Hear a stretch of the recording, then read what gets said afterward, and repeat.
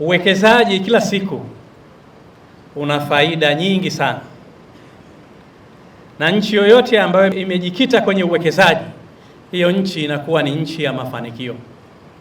Nasi Zanzibar, suala zima la uwekezaji limetusaidia kwa asilimia kubwa. Nimeona pale ZIPA wameeleza zaidi ya miradi 550 imeshasajiliwa, watu wanaendelea kuwekeza. Kwa kweli hii ni historia ndani ya Zanzibar. Hongereni sana kwa kazi nzuri. ZIPA mmefanya kazi kubwa sana.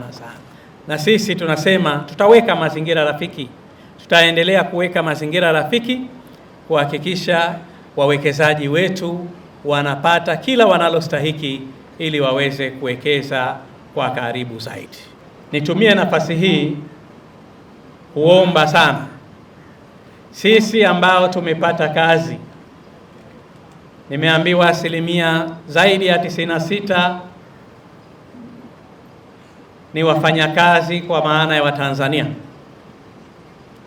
Sisi ambao tumepata kazi, naomba tufanye kazi kwa umakini, kwa uadilifu, lakini tufuate maelekezo ya waajiri wetu ili badala ya kupungua wapate nafasi ya kufanya mradi mwingine, Wazanzibari tupate nafasi nyingine. Haya yote yasingefikiwa kama si ukombozi wa mwaka 1964. Mapinduzi haya tunayoyazungumza leo, ambayo mzee Abeid Amani Karume pamoja na wenzake waliamua kufanya mapinduzi kwa ajili ya kutukomboa Wazanzibari. Faida ya mapinduzi tunaendelea kuiona leo.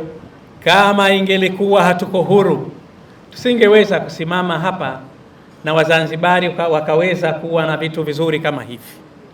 Lakini uhuru huu ndio unatusababisha tuweze kufanya mambo makubwa, lakini tuweze kuongoza sisi wenyewe. Zamani yalikuweko sio kama haya, lakini pia Wazanzibari walikuwa hawana nafasi ya kuongoza. Tulikuwa tumetawaliwa. Sasa ni mwaka wa 62, nchi yetu iko huru, tunaendelea kufanya mambo mazuri chini ya awamu tofauti kutoka ya kwanza hadi ya 8. Lakini nimpongeze sana Mheshimiwa Rais na watendaji wote. Serikali ya awamu ya 8 imefanya mambo makubwa sana. Mwezi 12 Januari tuliondoa bwana wa kusema good morning sir.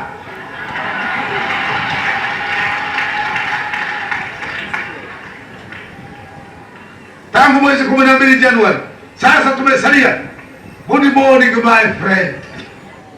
Wawekezaji, juzi niliona mwekezaji mzalendo amewekeza, na Mheshimiwa Rais alitoa wito kwa wawekezaji wazalendo waendelee kuja kuwekeza Zanzibar, lakini pia na wageni pia tunaendelea kuwakaribisha. Na mimi niwaambie ndugu zangu wa Wizara ya Uwekezaji, Mheshimiwa Sharifu na timu yako, kwa kweli endeleeni kupambana kuhakikisha wawekezaji wanakuja kuwekeza Zanzibar.